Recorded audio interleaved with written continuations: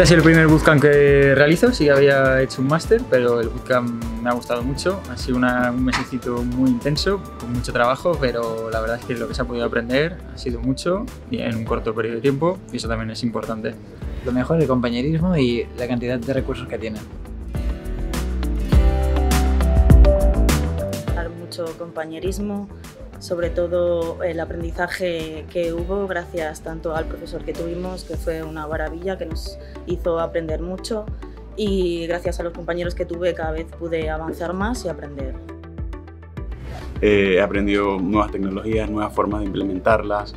Antes había implementado algo diferente a lo que estoy viendo ahora y me parece brutal. Todo el mundo ya hablando sobre una empresa grande como es RIA, y la verdad que me ha gustado muchísimo la experiencia.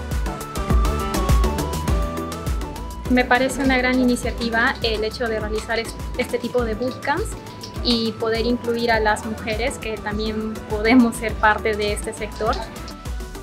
Invito a todos los que puedan de hacer este bootcamp, porque la verdad es que se aprende muchísimo, es una oportunidad que puede cambiar tu vida y vas a conocer más cómo se maneja o cómo se maneja un programador en el mundo empresarial.